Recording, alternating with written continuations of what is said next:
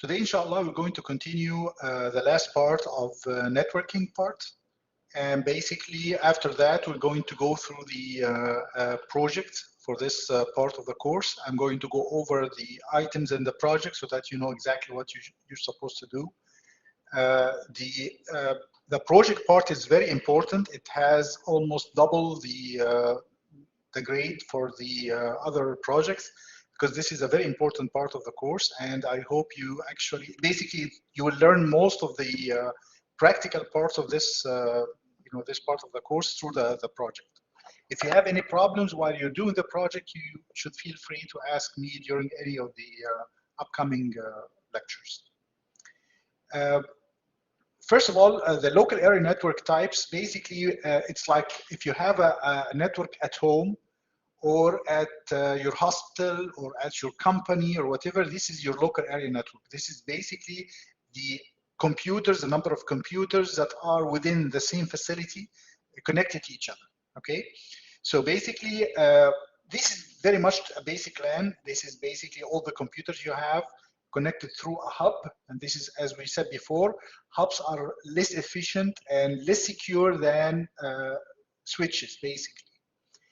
If you're talking about a better way of doing this, basically you do it as what you have already right now at your home through a router. The router has basically, it's a router and a switch at the same time. And usually you have also an access point. So it's a router, it functions as a router. So basically this is your gateway or your connection to the internet. And it acts like a switch. So you can connect devices through that router. And it's also an access point so that you can have a wireless computer connected to it. Okay, so basically this is what most people have at home. Or if you have a small company, a small business, or something like that, you usually have a very simple configuration like this. All your devices are connected through the switch or the access point that are available in the router, and you have an internet connection through the router. So basically, your internet traffic goes through the router to the internet, and the same way from the traffic coming from the internet to your devices. If you want to have an advanced LAN, for example, the LAN that is used for King Abdulaziz University, for example, you don't have a few devices, you have so many devices. Basically, in order for you to have a local area network for a large number of devices, then you have to have many switches.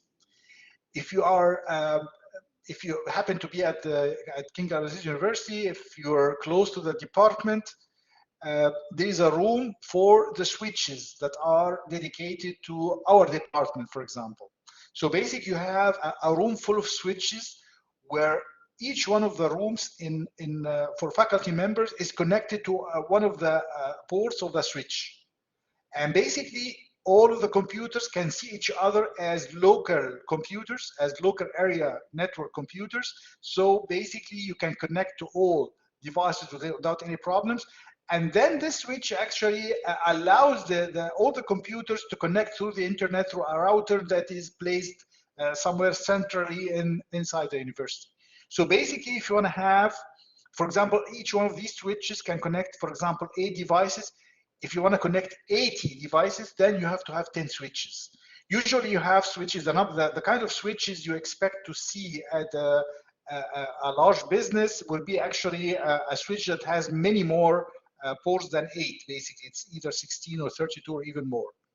So basically you connect, if you want to connect all of them as if they are connected to one switch, basically you connect, if this is an 8 port switch, you connect 7 devices, and the remaining port you connect it to a central switch. And basically if you connect one port from each one of these switches to another switch like this, to a central switch like this, then all these devices can see each other. Okay, depending of course on the configuration of the subnet mask. But actually, if you do it like this, then all of them, they will act as if they are connected to a very large switch that connects all of them. Okay, so basically this is basically what you expect to see at a large business like King Abdulaziz University, or if you have a hospital, a large hospital where you have many departments and you have many floors and you have many computers, then this is the way to go. Sometimes, basically, if you look at the configuration that we have here, you will have a switch near these computers and another switch near these computers. So basically, the switches here would basically compartmentalize, basically make compartments of your devices. For example, this is a compartment, this is a compartment, this is a compartment.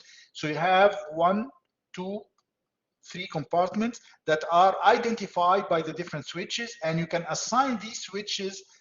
Basically, you can act. Basically, you can make these as a group, these ones as a group, and this is another group, and this is another group, and you can control the traffic from each one of these groups to the other groups. The problem with this configuration is that you're basically dividing the different computers or the computers that you're connecting to the switches by location, basically. So basically, if you're connected to the switch at a particular location, then you are within group 2. If you move your device and connect to another switch here, like this switch here, then you are in group 1. It's difficult to have this computer belonging to group 2. You cannot do that in this configuration. If you're working with virtual LAN, then you can actually, you have the freedom, if you connect to a virtual LAN switch, then you can actually assign whatever you want to whatever switch you want. Basically, you don't have to have this computer, for example, connected to this switch or within group 1 all the time. Okay, for example, imagine that you have here a staff computer.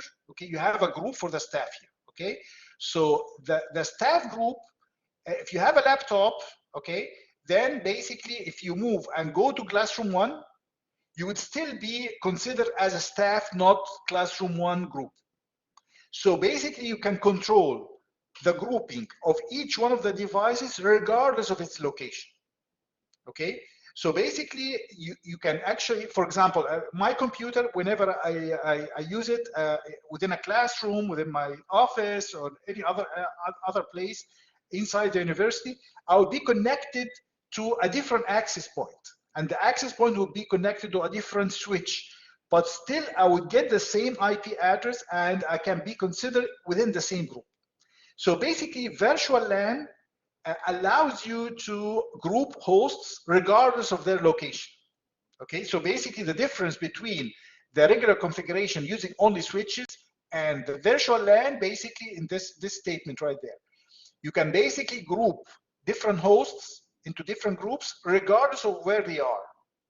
So if you have a hospital, for example, you have a group for doctors, for example. Okay, you have another group for nurses. You have another group for engineers, for example. You have another group for finance, okay? You don't want these groups to be mixed together. So basically, these groups would have shared information, or they can share private information for their work, okay, together without having people from the outside or from the other departments see whatever they have, okay?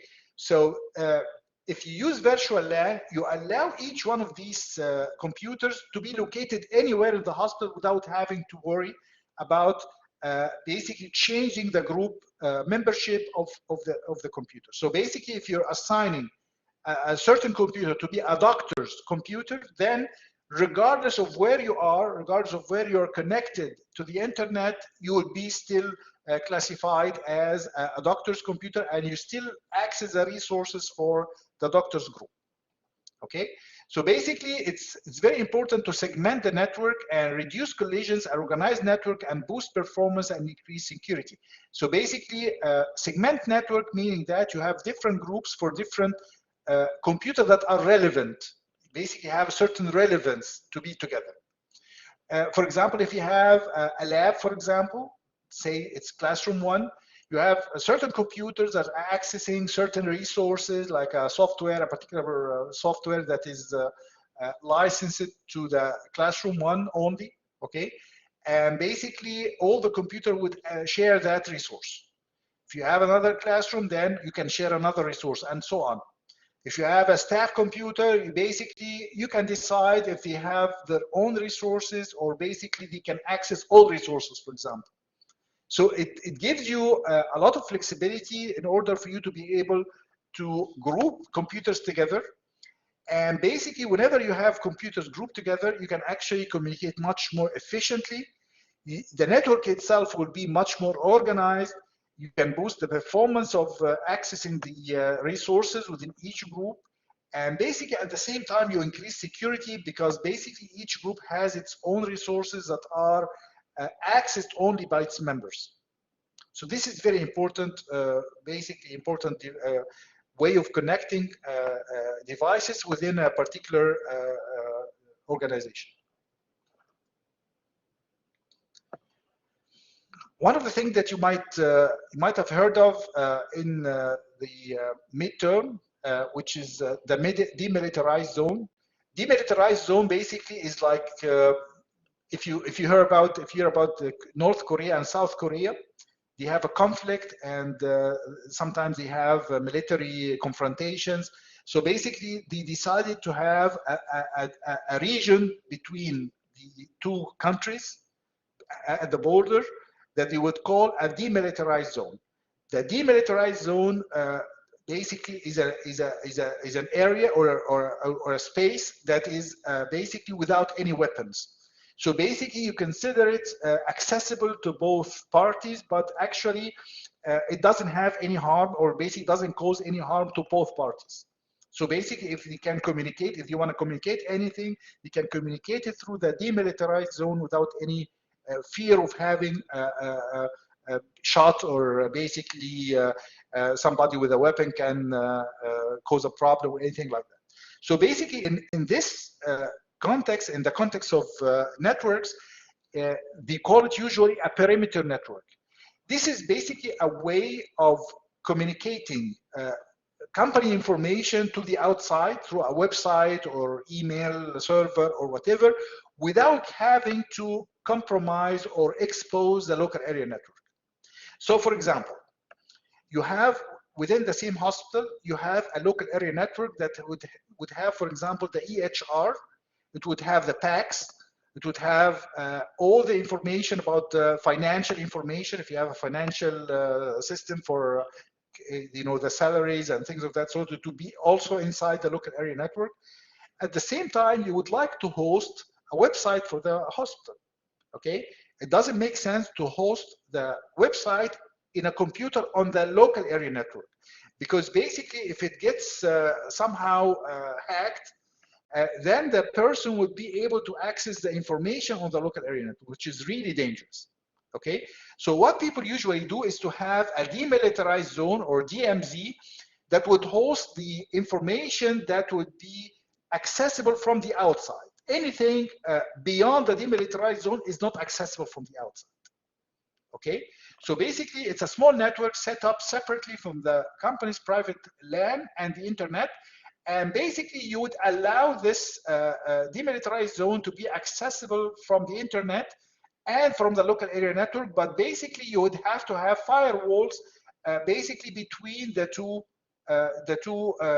devices. Basically, you have a firewall between the demilitarized zone and the internet, and another firewall between the demilitarized zone and the local area network. So basically, this is the DMZ here. Okay, you have, for example, an email server that would be accessible from the outside, and the web server that would also be accessible from the outside, but through a firewall, a regular firewall that you, like the ones that we talked about, basically in the cybersecurity, you can allow certain services to pass through this firewall, like accessing the web page, for example, or accessing the email server, but you don't access anything else. Okay, it depends on the configuration of the firewall. You can control the traffic that goes through here. And at the same time, you can update the website through the local area network through another firewall. So basically, there is no direct connection between the internet and the local area network, which is actually is very secure. Sometimes, instead of having your DMZ back to back here, like you have two firewalls and the DMZ is in between the two firewalls, sometimes you might have a three-way firewall. Okay, so instead of having two firewalls, it's one firewall, but it's three-way. It means that you have a port for the internet, a port for the local area network, and another port for the firewall. And you can control traffic between any two of these connections, basically. So basically, this is another form of firewall that you might find in the market, and basically, it might make things a little bit easier because you have only one firewall to configure. So basically, this is another configuration. Okay. So the DMZ basically, first of all, the DMZ is called a perimeter network because it's usually on the edge of the local area network, meaning that it's not within the local area network. It's on the peripheral part of the local area network. So it's a computer that is basically you can connect to the local area network through the firewall. So basically this is the perimeter here. You're connected to the perimeter of the local area network. Okay. So basically, the term started as perimeter network, but actually the demilitarized zone was actually more popular. You know, in computer, they like to have terminologies that are from other fields like war or whatever. So basically, DMZ became more popular, and basically it's like the conventional term now. DMZ would allow users outside of the company LAN to access specific services located on the DMZ, like the email or the web. Okay, so for example, you're accessing a website of a company. This website might be hosted in the company, but it's not hosted within a computer on the local area network. It's basically hosted on a server on the demilitarized zone.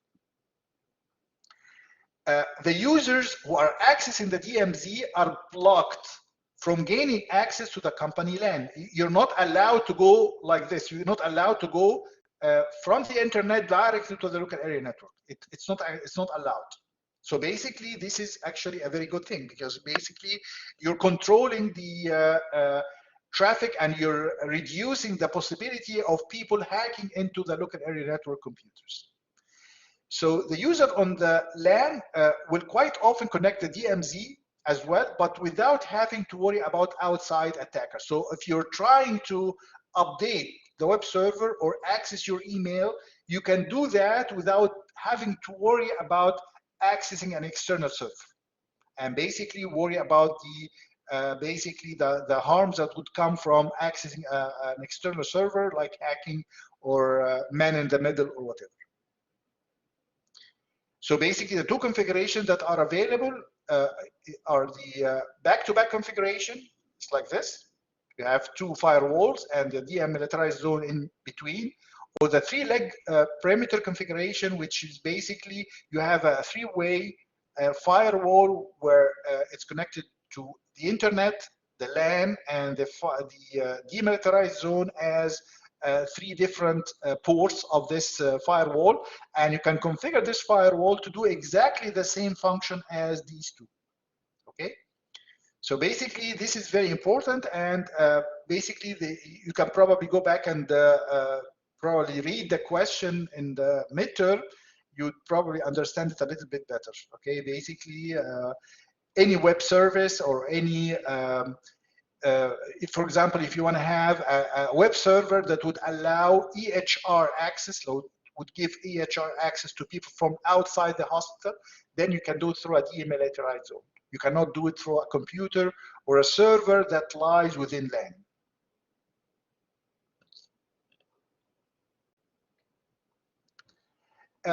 The last thing we're going to talk about is the network topology. Network topology means that how you're going to connect the computers together. The most common configuration is the Star Topology, which is basically you're connecting everything to everything. Basically, you have a router or a switch in the middle of all the devices are connected to a switch, which means that all these devices can see each other, basically. Which is basically the most common. Basically, this is the by far the most common of all the configurations that we're going to talk about. The other configurations would actually do a little bit. Basically, they are kind of specialized. You don't really use them very often. Like, for example, the mesh topology, where you have each one of the computers directly connected to the other computer. So you have a physical connection to basically each one of these computers together. So this would actually work kind of okay if you have like 2 or 3 computers and you want to share some services among these computers. For example, you have a computer that has a printer connected to it, okay, like a USB connected to it, and you'd like to access the printer from here inside another computer from here. So basically, if you have a direct connection from this computer to that computer, then you can access that resource. If you have a storage device connected to this computer and basically you want to access it from here, you can also have a connection like this so that you can actually share these resources. Sometimes people use some kind of a ring topology where you have devices connected in a ring. So basically this is connected to this and this is connected to this and so on and so forth. This would be actually a little bit simpler, but actually if you want to connect from this to this, you have to go a longer route here, okay? So basically this is not optimal, but actually if you think about how you're going to connect these computers like this, for example, this computer has to have 3 connections. So basically you have to have multiple network cards so that you can connect to different computers like this. So basically this is kind of technically difficult a little bit to implement. This is kind of easier, but the problem is basically you're taking a little bit longer. So basically, we're just mentioning these two, the mesh topology and the ring topology, so that you can actually just imagine that some people actually kind of use alternative topologies for some very specialized application, but usually forget about this. If you're going to design a network at a hospital or something like that, this is the way to go. Even at home, this is basically the easiest way and the most common and the most convenient way to do things. Okay, so by far, the most common topology is the star topology, where each computer is individually connected to a central connecting device like a hub or switch or a router. Of course, hub is not very common, so usually if it's a local area network, like a wired network, usually use a switch. A router, if you want to have a connection to the internet, then a router would have a switch inside and basically would work like this. Access point is basically, if you have wireless devices, it's like a switch for wireless devices. If you have a router, the common routers we get from STC, for example, or Mobile or whatever, they usually have a router, a switch, and an access point. They have the 3 devices inside. Okay. So basically, this type of topology is usually used when implementing networks. Other topologies were introduced to minimize problem of data collision, because basically here you have one switch, are you connecting things through that switch? So basically, you're afraid, for example, if you have a hub, to have data collisions where actually multiple devices trying to connect at the same time. But basically, the device is busy connecting another device, or basically sending another message. Because basically for the hub, if you remember, any message sent by any of the computer will be sent to all. So basically this would be a problem. But now actually it's much better now. So the problem of data collision is not as high for switches, and basically switches have much less of a problem as far as the traffic that goes on different channels or different devices on that network. Okay, so basically modern Ethernet technology effectively minimize collision. This is actually one of the things that the people do. Actually, the newer connections, newer switches, and newer routers would actually minimize data collisions. And the cost and maintenance of such devices is definitely one of the things that you have to worry about. Basically, if you have a central device like this, basically, if it fails, then all the connection will fail. So basically, you have to actually make sure that it's working properly. And basically, if you want to connect multiple very high-speed connections, for example, probably have to choose an expensive switch so that you can actually reach the maximum network, basically data transfer rate. So basically, there are some issues that you have to consider.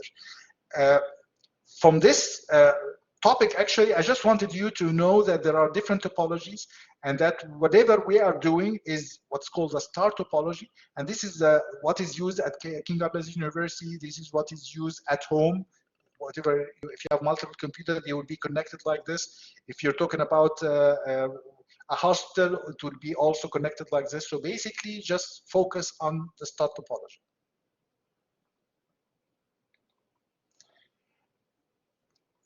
I think there was another slide that I forgot about, which is about, this is not about the physical connection. Basically, you're talking about the functionality, basically. There are two general techniques of having distributed networks, which are client server or peer-to-peer. For example, if you have multiple computers like this, like for PACS, for example, here you have the archive server, and here you have the reading stations or the modalities. So basically, they are all communicating with the archive server. The modalities would be saving the data sets or the studies that were done, and the reading workstation would be retrieving the studies so that they can diagnose them and basically send the report, or add the diagnostic information to each one of them. The peer-to-peer is basically the other configuration that we talked about in PACS. Basically, you have modalities connected directly to reading workstations, and they are connected at the end to an archive server. So basically, you have a little bit more complicated design for the network. If you go back to the PACS, the second kind of design basically had modalities. You have multiple modalities like this, and you have certain reading stations that are connected together, and this is the archive server. You have direct connections from here to these, okay? And these can be connected to these, and basically, but you have connections between modalities directly to the reading stations. We said that this has some advantages, like, for example, if the server is down, because the server is a single point of failure here. If the server is down, then everything is down for a server-based topology. Here, if the server is down, then the reading stations can still read data from the imaging modalities here, and basically the work can still go on. The newer configuration for the server-based or the client-server systems basically would allow multiple servers to be there, not just one server. And the multiple servers can actually, whenever a server goes down, the other server will be basically replacing that server, or basically you can use multiple servers to balance the load between different servers, so that you can have basically the best connectivity or the best data transfer rate without having any congestion. So basically, usually the server base is much more common and much easier to configure. The peer-to-peer networks like this, you have to actually think very deeply about which computers to connect together. Okay, which peers are going to be connected together, and which peers or which computers will be connected to a server. Okay, if you don't design it properly, if you design this properly and basically reflect whatever is needed by the network, then this might be very efficient. But if you don't do it properly, then this would be extremely inefficient. So basically, as we said before, for example, for the PACS, if you have one computer here connected to, for example, this is CT. This CT is connected only to this computer right there, okay? If basically you have multiple studies here that have to be diagnosed, then all of them will have to wait for a single user here to go over them one by one, okay? Here, if you have a CT here, and the CT basically store the data in the server, then multiple readers can actually work on different data sets. So if you have multiple cases, then one would be here, one would be here, one would be here, you would go in parallel. Okay, so basically, if you don't design it properly, this will be a bottleneck. Okay, so basically, the client-server model architecture distributes applications or processing between servers. Okay, so basically, you have usually most applications are used when connected to the internet. Basically, so if you, for example, using Google application like for writing documents or using spreadsheets or things like that, basically you can use a software on Google server. You can work on it from your computer. So basically, it's not just a matter of a network at a certain location, like at home, for example, or at a hospital. We're talking about globally. So you might have some software programs that are on centralized server like Google server or Microsoft server, and you're accessing these applications or these services from your computer at home. So basically, the Google server would act like the server, the central server, and all the computers using these applications would be the clients. Okay? So basically, an example here, a much simpler example actually is a web browser, which is a client, accessing a web server, okay, which is basically a central location. Whenever you're accessing a website, this website is at a certain server, and you're acting as a client to that server, okay? Same thing for the mail client. You have a mail client and a mail server. When I'm accessing my Google, my Gmail account, I am a client and the server is at Google. I'm accessing the server through the network, okay? So sometimes, of course, we're talking about the global internet, like global servers on Google or Microsoft or whatever. It's definitely very difficult to see the point of going to peer-to-peer, okay? The client-server model is extremely efficient. But sometimes if you have a few number of, very small number of users, like very small number of computers, like for example, if you have a very small network at a small business, okay, then you might have 3-4 computers. As I was saying, you have one computer connected to a printer, one computer connected to a storage, like an external storage, one computer is connected to a scanner, for example, and you want to access all these resources from all computers. Then it would make sense to actually have a peer-to-peer model within that localized network, okay? So for the client server, usually the client is accessing a service on the server. So basically the server has higher processing power, has the applications there, so the client is definitely below the server. For the peer-to-peer, each computer is treated as equal. Okay, so it means that it's as if you and your friends sharing things. If you're going to a picnic with your friends, for example, one of you would bring the drinks, one would bring the food, one would bring whatever, like a soccer ball, something like that. So basically, you're sharing your resources, but you are equal. It doesn't make sense to say that the person with the food will be higher than the person with the drinks, for example. Okay, basically you're all dividing the responsibilities, and you're doing all the tasks together, divided, amongst all of you. Okay, so basically this would work well enough for smaller organizations, and one peer is usually acts as a sort of pseudo server. So basically, for example, for the example that we have a PC connected to the printer, and one PC connected to, for example, a storage, okay? If this PC wants to access the storage, then this PC would act as a pseudo server, like a server for the storage, okay? And whenever this PC wants to access the printer, then this printer would act as a print server, for example, okay? So basically, it's like a small client-server model, but actually it's like each one of the computers in the peer-to-peer model would act as a server at a certain point. He's a server for a certain service. The other computer is a server for another service, and so on, okay?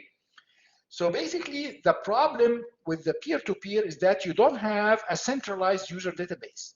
So basically, you have no way of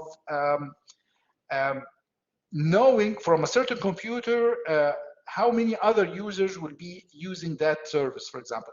For the client server, as we said before in the packs, when you're trying to divide the studies or the work list amongst the radiographers, okay, the radiologists that are available, you want to divide the work list amongst them. You basically send the first case to the first doctor, second case to the second doctor, and so on, okay?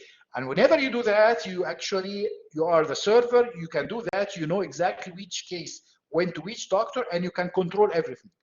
If you're working as a peer-to-peer, then you can do that, because basically you're connected to only a part of the network. You're not connected to everyone.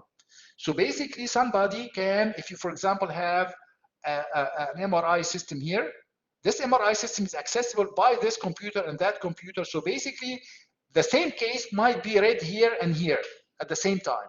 So you have no way of knowing what's going on, because basically your connection, your peer-to-peer connections don't allow you to know exactly what's going on. So basically if you have another PC here, and basically if this has another service like a scanner here, for example, okay, if this PC is the service of scanning is not used, basically this PC doesn't know exactly what goes on between the other computers.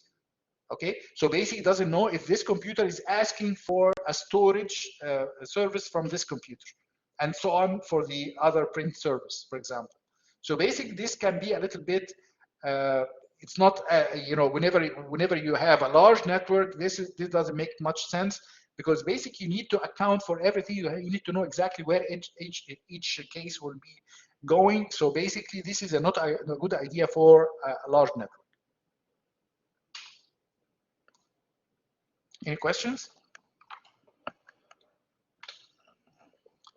So basically the part of networking is now gone. Basically we're done with it. What I'm going to do now is I'm going to go over the project, the last project. And I know that some of you actually expressed fear of the project. Basically felt that the project might not be as easy, especially from biomedical engineers who don't have much experience with networking or programming even. So basically what I'm going to do now, I'm going to close this presentation, and I'm going to share my screen so that you can see the project. And basically what I'm going to do is I'm going to try all of them, all the parts of the project in front of you, okay? Except the last part probably doesn't really need much, but I'm going to do that now, okay?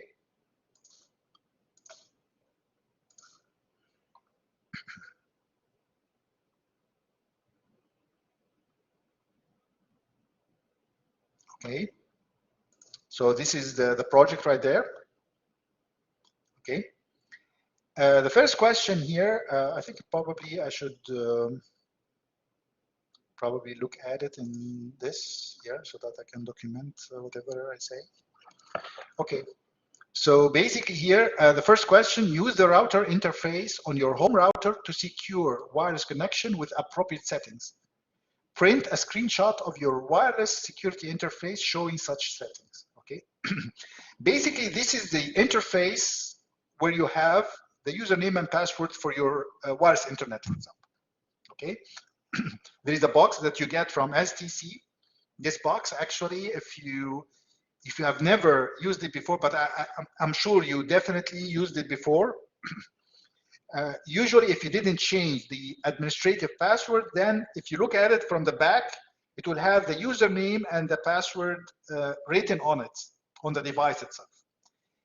Usually, it is recommended whenever you get that box, basically, that router is to basically change the administrator password so that nobody else can try to log in and basically lock you out of your network, for example, okay? It's kind of difficult to show it here at King Abdulaziz University, because basically if I were at home, it would have been easier for me to basically access it. But let me show you how to do it, basically. If I try ipconfig, that we talked about before, ipconfig/all would give you all the network information. One very important part of the network information is what's called the default gateway, okay? The default gateway is usually the address for the router, okay? because as I told you, basically this is the router at King Abdulaziz University. I cannot access it because I need to have the username and password for it. So what I'm going to do is I'm going to show it to you on Packet Tracer. This is basically the network that we worked on before. Basically, if I click on the router here, basically it will give you that. This is the interface I'm talking about. This is what you would get when you access the graphical user interface of your network setup or router interface. This is exactly what I'm talking about here. Okay, so basically here, because actually I have it here on my device here on my. I'm clicking here. I'm checking the device directly. I can access it from here, but actually I want to show you how to access it from another computer. Okay, so basically what I'm going to do now is, let me close this. Basically, this is the laptop, basically, and what I did was I ran also ipconfig/all, and the default gateway here, the address seems to be 192.168.0.1. I'm going to copy that, and I'm going to close this, and I'm going to open a web browser. This is what you should do actually at home. I'm going to try to access that address. Whenever you do that, you're going to come up with, basically it's going to tell you to enter the username and password, okay? Usually the default username and password, at least here for the Cisco Packet Tracer devices, it's admin as a username and admin as a password. Okay? So basically, remember that I'm working on the laptop now. I'm not working on the device itself. See now, this is exactly the same interface that we saw before from here. It's exactly the same interface as you saw, okay? But I'm accessing that from the laptop. This is what you can do actually with your computer at home when you're accessing your router interface. If I want to change the wireless network properties, then I have to look at it here. I'm just, basically there are different interfaces. It doesn't have to look like this, but actually usually have the same options. So basically through the wireless interface or the wireless tab here, I'm going to check or look at the wireless security. I see here that it's disabled. It doesn't make sense to be disabled. Then, as I told you before, in order for the network to be secure, I better have it as WPA2. If you have it at home, then you choose WPA2 personal, and it would allow you to choose the encryption type. It doesn't make much difference. Any of them should be okay. This is here the password that you should use. This is the passphrase for your network here. Okay, so basically whatever you write here will be the password for your device. Okay, for your network, for your wireless network. So this is very important. Okay, for the wireless settings also, remember that one of the options we discussed before is SSID broadcast. This tells you whether you want to have the name of the network. If you, for example, if another device comes in range, would it be able to realize that your network is available and it knows its name? Basically, the name of your network would appear in the list of networks that are available or not. So here it's enabled. Okay, if it's enabled here, it means that any computer, any wireless device in the range would be able to see your network. In order for it to be a little bit more secure, then you better have it as disabled. But I don't suggest that you change it. What I want you to do at home, please don't change the settings at home, because sometimes if you change something that would be incorrect, that would be actually, you might lock yourself out, basically. Sometimes it happens, okay? So for example, if you remove the SSID broadcast, if you have a new device, you will not be able to see the network unless you remember its old name, whatever its old name, okay? And basically, this is the SSID name. This is basically the name of your network. You can change it to whatever you want. And what I want you to do is, for the part of the security, for example, for these parts, actually, just get a copy of this, okay? Just have a print screen, shift print screen, and copy that, get a screenshot of whatever settings that are on your interface. Okay.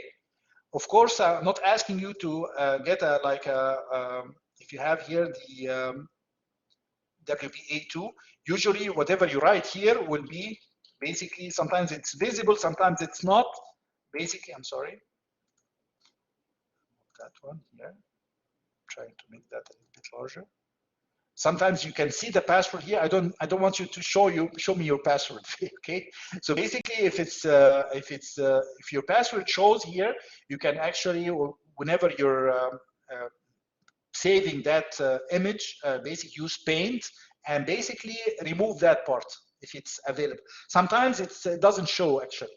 In my STC router, it doesn't show. It shows you like circles, okay, like as if you're writing a password on a computer. Basically, it doesn't show you the words or the letters. Okay, I just want to make sure that you understand the different modes of wireless security, that you're actually using them, and basically that's it basically for this part. Is it clear? Just print a screenshot of your wireless security interface showing the settings of your network. Okay. This is basically to make sure that you actually know how to do that. Any problem with that part? Okay. Here, let me also get that one here. The other question here, check the IP settings of your computer and phone connected to your home network. Basically, what we said was that we can actually use IP config/all, and this would actually give you the settings here. So basically, you're going to run IP config/all like what I did here, very much like what I did here, and just get a print out of this. You can actually copy these like this. You can copy it and paste it in a Word file. Okay. You can copy it, just copy the whole thing, and Control-C, you would actually copy it and then paste it, Control-V in a file. Okay. So basically, this is basically the output here. Basically, it would show you all these things. IP address. Let me go back. The IP address is very clearly the IP version 4 address. Where is it?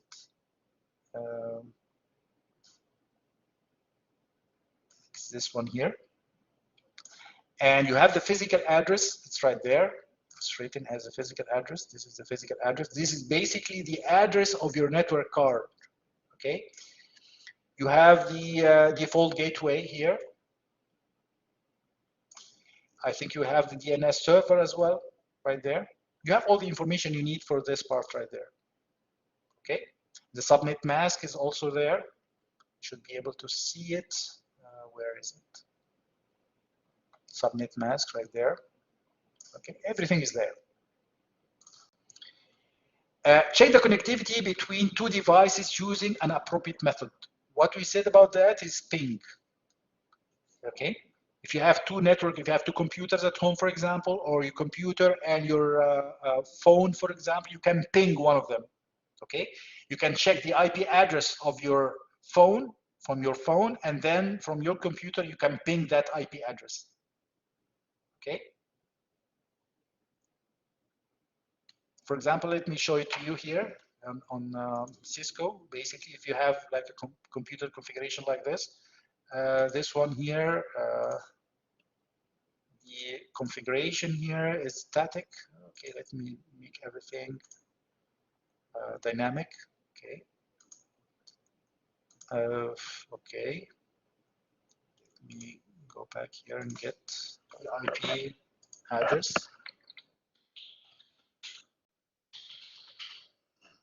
So the IP address here is whatever. Okay, I can actually ping the router basically, which is usually there. So basically, I can ping it right there. I can ping 192.168.0.1. Working just fine. What I can do is also I can go back here and I can check the configuration here, DHCP. I don't know the configuration, so what I can do is just close this and open the command prompt. Here, the address, IP version 4 address is 192.168.0.100. So basically, what I'm going to do, this is the laptop address. So what I'm going to do is I'm going to PC0 here, and I'm going to ping 100. Basically, this is the address of the laptop. As you said, it's working. If I put another address, for example, 105 or 106, it's not going to work because there is no device in the network with that address. So basically, it would time out. So what you should do is probably look at your phone or another computer at home and get the IP address from your phone and try to ping it from your computer. If you don't have another device, then ping the router, which is the gateway address. Okay? Is that clear?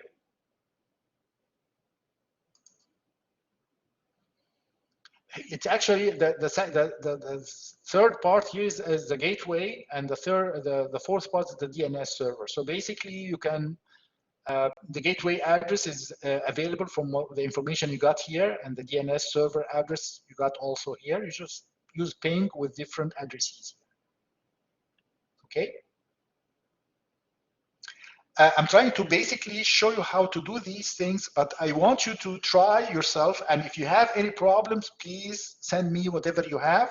If you have a certain, got a message that you don't understand, or you're not able to see things the way you're expecting, just get a screenshot and send it to me, and we can discuss it in the lecture shop. So third question, it is desired to check the connectivity between a computer and an external server to make sure that you have internet service. Please perform this check on your computer to reach an arbitrary server of your choosing and show the results. As I told you before, I think the ping services here at King Abdulaziz University is not working. Let me try blackboard.com, for example. It doesn't seem to be working. Okay, so basically, from King Abdulaziz University, basically the firewall would prevent ping. But if you try this, I'm talking about any server in the world. If you want to try google.com, blackboard.com, microsoft.com, yahoo.com, whatever, okay, you just try an external server, okay? Local server means another computer in your local area network, okay?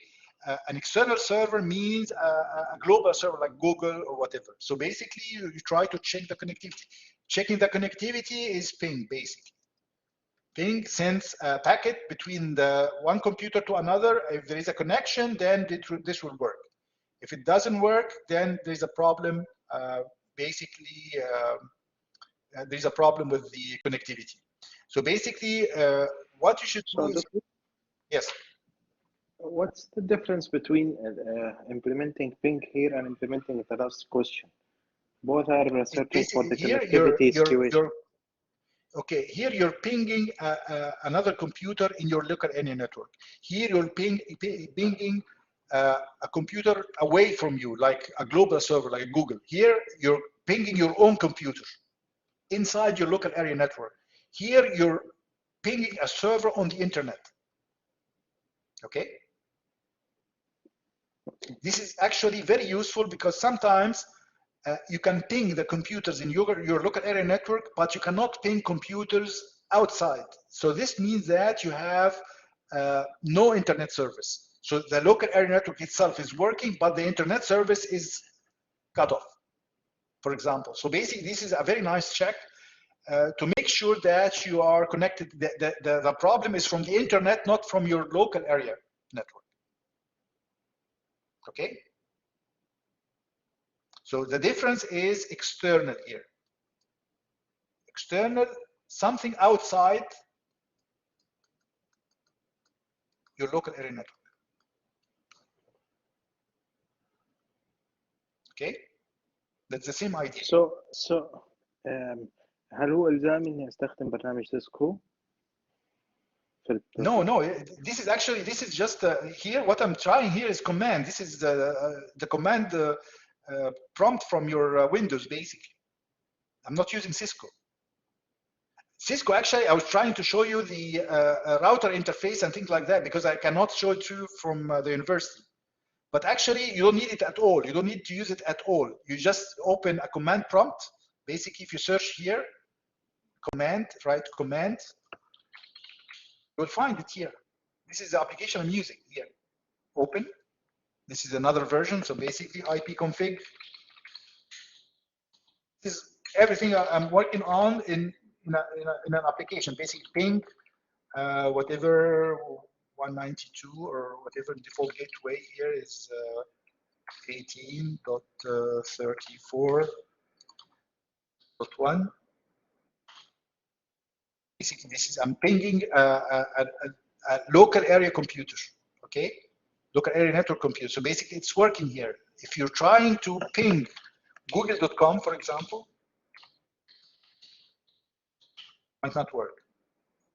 It doesn't work because it doesn't allow you to ping an external server. The firewall, he doesn't allow you to do that. But if you are working from home, in your local area network, through your router, the STC router, it would allow you to do that. It would work with Google or Blackboard or whatever. Just try. If it doesn't work with one server, try another. Okay?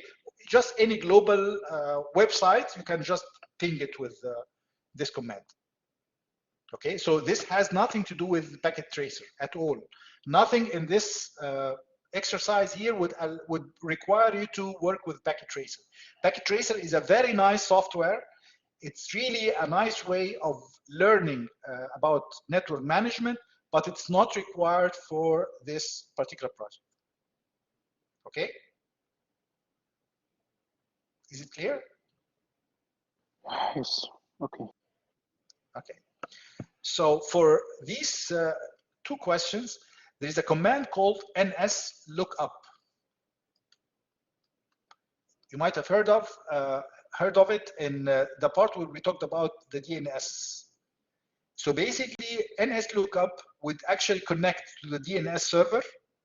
And if you have a numerical address like this, okay, or basically this is the IP address, and this is the symbolic address.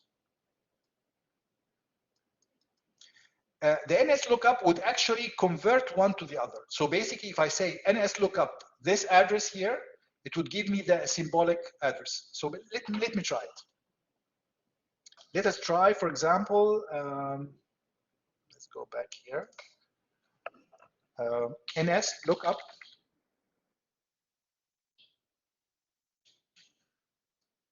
For example, google.com. Basically, it came back with, basically it gave me, first of all, the server here is the DNS server that it used. This is the address of the local DNS server. Here, basically gave me the address of Google as this. Okay, so let's try and copy this and basically try nslookup.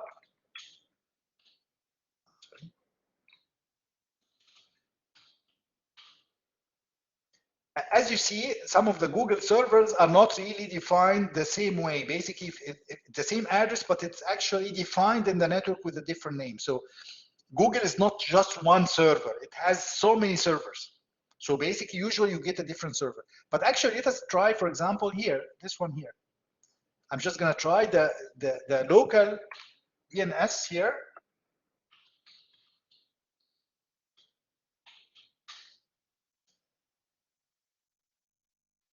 Okay, it gave me the address here like this. Okay, what I'm going to do now is I'm going to take this address here and I'm going to try. Here it gave me the correct address here. If it's a unique server, then it would come back with the same address without any problems. Okay, so nslookup is a very nice command. It can actually do a lookup and a reverse lookup, meaning that it can convert from symbolic address to IP address or the other way around. Okay, so basically what I want you to do here is run NS lookup this address and see what comes out. The same thing for this here, or try it with the symbolic address like this one here, or this one here. Okay. Okay. Okay. This is a problem, like a troubleshooting problem. A KU student was trying to reach Blackboard server at lms.ku.edu.sa. This is the usual. If you actually enter that address in your web browser, it would basically give you the login, the KU login, and would give you basically, it would connect you directly to the Blackboard. But connectivity seems to have a problem. How can you determine the location of the problem on either internal or external network connections? Use an appropriate method that can be used to do that, to check the connection from your computer to the same server and print the results. Basically, as I told you before, the internet is a connection or a collection of routers. So the data goes from your router to another router to a third router to a billionth routers, okay, many routers, okay, in order for your data to reach the destination. And basically, the way back is exactly the same. The way to trace the different steps that your data to or from the server went through, basically, what we said, we use a command called traceRT. Traceroute. On the Windows computers, it's traceRT. If it's on Linux, then it's traceroute. Okay? So basically, just traceroute this server and see what you're going to come up with. Okay? You can actually try and, for example, if you can actually turn off your internet for any purpose. For example, if you're working from your computer, you can probably disable the wireless internet, for example, and see what traceroute would give you. Okay, and try it with the internet on and see what would happen. Okay. The last part is I want you to try FTP. Probably most of you, if not all of you, may not have tried FTP before. Okay. So what I want you to try here is basically I created an FTP site, FTP server at my own website. And basically I give you the settings here. The host, the host basically is ftp.kspace.org. These are the settings that you need to use in order for you to be able to access that FTP site. Okay, this is the username right there. And the password, actually, because basically I got this as a screenshot from the software that I'm using, which is, by the way, it's Filezilla Client, which is one of the nicest software clients for FTP, by the way. So if you download Filezilla, it's free. Okay, you can actually enter these settings and enter this password. As you see, I'm actually showing you how to actually have a strong password. It's very long password. And it has some unusual characters like this, and basically it's an example of a good password, of a strong password. If you enter these settings, you'll be able to access that FTP site. I have a file there that I want you to copy, okay? And I want you to basically place a file, a text file from your computer. Just create a text file that has a name. Basically, let me show you. I think it's here. Okay. Basically, in this README, there is a README text file. Basically, whenever you read it, basically you have some information that I want you to include in the project document, basically. And it tells you exactly what file you should upload and in what format. It will tell you basically that you need to upload a file, a text file that has your name and your ID number, and basically name your file with your ID number. For example, if your ID number is like 20, 20, 20, 20, for example, okay? So just create a file like this, okay? And upload it to the FTP server. Okay, so by the end of this project, basically, I would like to see a file for each one of you on that server. Okay, so basically, the grading of this part will be to see that this file exists, a file with your ID number exists on that server, and the information on the readme.txt file is also included in your report. Okay. Don't worry about this project. This is a very nice project. After you finish this project, you will learn a lot. Basically, you'll be much more capable of handling networking problems. And whatever you practice, actually, you'll never forget. Okay? If you have any problems, I will help you. Don't worry about getting stuck or anything like that. Okay? This is, the goal is for you to learn all these things. The goal is not to challenge you, okay, without any reason, basically. Of course, I would like to challenge you to basically learn more material, but actually the intention at the end is for you to learn these things. So I will help any of you, if you have any problems, I will help you definitely with it, with these problems. Any questions? Okay, the last thing I would like to tell you about before we finish is about the timing of your classes starting in Ramadan, inshallah. I'm sorry, I sent an earlier email. I actually used a different time that was intended for another class. So basically, the correct time for our lectures next week, inshallah, will be 11 p.m. Okay, 11 p.m. Okay, it's 11 at night. Okay, near midnight. Okay, the lecture will be about 55 minutes, something like that, 50 or 55 minutes, I'm not sure, but it's basically it's less than the usual time we have, for the regular times before Ramadan or after Ramadan.